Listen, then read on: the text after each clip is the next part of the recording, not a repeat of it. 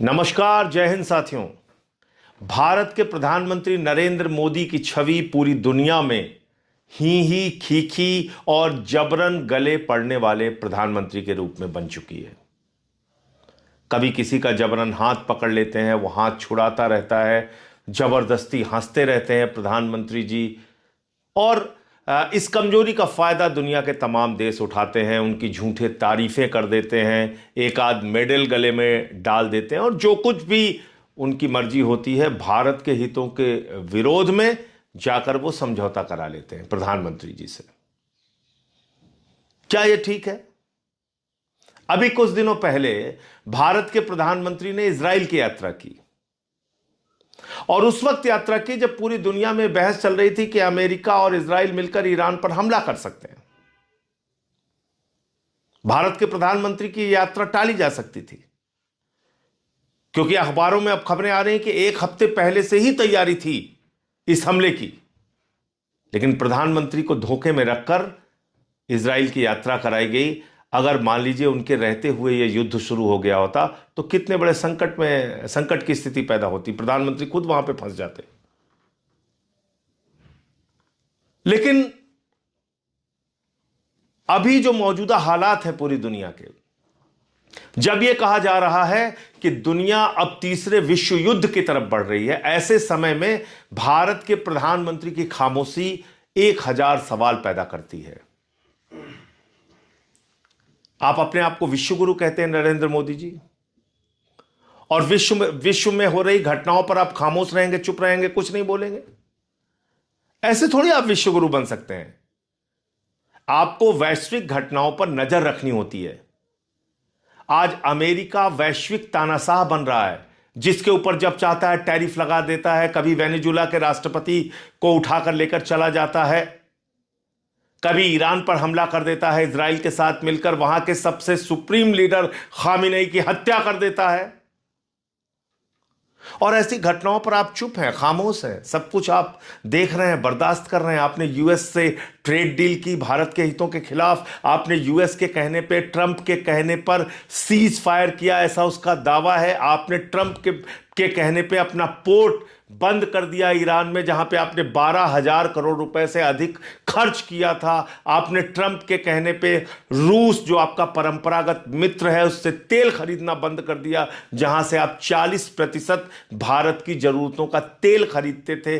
आपने ट्रंप के कहने पर भारत के करोड़ों किसानों के हितों को गिरवी रख दिया। आप अमेरिका के पिछलग्गू बन के विश्वगुरु बनोगे? आप अमेरिका के सामने दब्बू बन के विश्वगुरु बनोगे? आपने देखा नहीं कि भारत के लोगों की कैसी बेइज्जती की अमेरिका ने? हाथों में हथकड़ी, पैरों में बेड़ी बांध के उनको अमृतसर के एयरपोर्ट पर उतारा गया, आपको अपमानित किया गया। आपने देखा नहीं कि किस तरह से पाकिस्तान के आसिम मुनीर को और वहां के शहबाज शरीफ को गले लगा रहा था ट्रंप और कह रहा था आई लव पाकिस्तान। ऐसे अमेरिका पे आप भरोसा कर रहे हैं? और कल से आपके जो अंधभक्त हैं वो क्या प्रचारित कर रहे हैं? वो ईरान के खिलाफ बोल रहे हैं, उस ईरान के खिलाफ जो आपका कई संकट के वक्त में साथ दे चुका है, जो आपका परंपरागत मित्र है। आपके अंधभक्त, आपकी पार्टी के लोग ये कह रहे हैं कि 65 और 71 में ईरान ने पाकिस्तान का साथ दिया था। आपके अंधभक्त, आपकी पार्टी के नेता ये नहीं बता रहे हैं कि 71 में अमेरिका ने भारत के ऊपर तमाम प्रतिबंध लगाए थे, 71 के युद्ध में खुले तौर पे पाकिस्तान का साथ दिया था और 71 के युद्ध में उसने बंगाल की खाड़ी में अपना 7वां बेड़ा भेज दिया था। उस वक्त रूस ने आपका साथ दिया था। आपके चेले ये नहीं बोल रहे हैं? आपके अंधभक्त ये नहीं बता रहे कि 71 में अमेरिका पाकिस्तान के साथ खड़ा था, और एक मौके पे नहीं, कई मौके पे पाकिस्तान के साथ खड़ा था। जब भी भारत ने परमाणु परीक्षण किया, अमेरिका ने प्रतिबंध लगाया। अटल बिहारी वाजपेयी जी ने परमाणु परीक्षण किया, इंदिरा गांधी जी के वक्त में परमाणु परीक्षण किया, अमेरिका ने इसका खुलेआम विरोध किया। जब हम परमाणु शक्ति संपन्न हैं आज, तो इसका विरोध किसने किया? सबसे ज्यादा अमेरिका ने किया। तमाम प्रतिबंध आपके ऊपर लगाए। आप ये सब कुछ भूल गए। आपके चेलों को याद है 65 और 71 में ईरान पाकिस्तान के साथ खड़ा था। ये भूल गए कि वहां पे राज किसका था? Shah Reza Pahlavi. वो भी अमेरिका का पिछलग्गू था, अमेरिका का दलाल था, और इसलिए उसने पाकिस्तान का साथ दिया उस वक्त। लेकिन उसके बाद की जो परिस्थितियां ईरान के साथ आपके बनी, आप तो खुद गए थे प्रधानमंत्री जी, खामेनेई जी से मुलाकात आपकी हुई थी और आपने उनको 7वीं शताब्दी की कुफिक लिपि में लिखी हुई पांडुलिपि कुरान की भेंट की थी। आपने ऊर्जा क्षेत्र में समझौता किया था। चाबार पोर्ट का आप बार बार जिक्र करते थे, श्रेय लेते थे कि आपने वो समझौता किया जहां पे आपने 12,000 करोड़ रुपए से ज्यादा खर्च किए। 1994 में जब Organisation of Islamic Countries Kashmir के मसले पे हमारे खिलाफ थे, भारत के खिलाफ थे, कौन साथ खड़ा था? ईरान खड़ा था आपके साथ। भूल गए आप? आपको रुपए में तेल दिया ईरान ने, भूल गए आप? 60,000 करोड़ रुपए आपसे ईरान ने कहा कि आप अपनी अर्थव्यवस्था को सुधारिए, बाद में ये पैसा आप हमें दे दीजिएगा, जो उनका बकाया था। और आपने ही प्रधानमंत्री जी, आदरणीय नरेंद्र मोदी जी, 2024 में जब ईरान के राष्ट्रपति की हेलीकॉप्टर दुर्घटना में मौत हुई थी, भारत के अंदर राष्ट्रीय शोक घोषित किया था आपने। आज क्या हुआ? खामेनेई की मौत पे एक ट्वीट नहीं कर पाए, इतने कमजोर निकले आप। खामेनेई की हत्या पे एक शब्द आपके मुंह से नहीं निकले, उसकी निंदा नहीं कर पाए। क्यों? क्योंकि इसके पीछे अमेरिका कहां था, इजराइल कहां थे?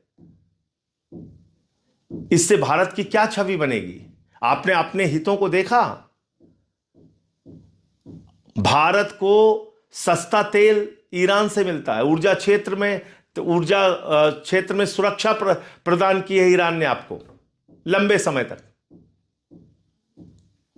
आप खामेनेई की हत्या पे एक शोक का संदेश ट्वीट नहीं कर पाते। बांग्लादेश में जहां हिंदुओं की हत्या हो रही है, वहां की बेगम खालिदा जिया, एक पूर्व प्रधानमंत्री के लिए आप अपने विदेश मंत्री को भेजते हैं, शोक व्यक्त करते हैं।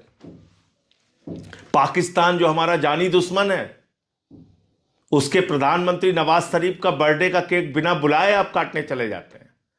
आईएसआई को बुलाते हैं आप पठानकोट में हमारे शहीदों की जांच कराने के लिए। ये आपकी विदेश नीति है। इसलिए ये ही खीखी छोड़िए और सही जानकारी दुनिया को दीजिए। आज दुनिया एक बड़े संकट में है और इसके लिए अगर कोई जिम्मेदार है तो अमेरिका जिम्मेदार है, जो एक वैश्विक तानाशाह के रूप में उभर रहा है। उसका नाम है ट्रंप। और जाके खाड़ी देशों से पूछिए। खाड़ी देश आज चिल्ला रहे हैं, चीख रहे हैं, कह रहे हैं हमको ईरान की दया पर छोड़ दिया है अमेरिका ने। हमने उनके लिए मिलिट्री बेस दिया अपने अपने देशों में और हमको ईरान की दया पर छोड़ दिया। खाड़ी देशों में और पूरे गल्फ के देशों में मिला के लगभग 90 लाख से 1 करोड़ भारतीय रहते हैं। अगर यह युद्ध आगे बढ़ता रहा तो किसका नुकसान है? हमारे लोगों का नुकसान है। आप अमेरिका और इजराइल से युद्ध खत्म करने और शांति की अपील नहीं कर पा रहे हैं, नाम नहीं ले पा रहे हैं उन देशों का। और आपके लोग यहां कह रहे हैं 65 और 71 में ईरान ने पाकिस्तान का साथ दिया था। आपके मुंह से यह नहीं निकल रहा है कि अमेरिका ने आपका कितनी बार विरोध किया था, कितनी बार विरोध किया था। तो इसलिए विदेश नीति को मजाक नीति मत बनाइए। विदेश नीति को ही खीखी और जबरन गले पड़ने की नीति मत बनाइए। विश्व गुरु सिर्फ कहने से नहीं बनता। विश्व गुरु के लिए आपको वैश्विक घटनाओं पर अपनी प्रतिक्रिया प्रकट करनी होती है, अपना स्टैंड क्लियर करना पड़ता है। इसलिए मैं बार बार कहता हूं, आप विश्व गुरु नहीं, गुरु घंटाल हो प्रधानमंत्री जी। और आपका जो आचरण ऐसे वक्त में है, आपकी खामोशी और जिस तरह से आप अमेरिका के आगे लगातार झुकते जा रहे हो, अमेरिका से आपने एप्स्टीन फाइल के दबाव में, अडानी को मिले सम्मन के दबाव में एक ट्रेड डील की जो भारत के हितों के खिलाफ है, आपने अमेरिका और इजराइल के साथ ऐसे वक्त में खड़े होने का काम किया जिससे भारत को महंगे तेल का खामियाजा भुगतना पड़ सकता है, जिसका नुकसान देश के लोगों को होगा। जय हिंद।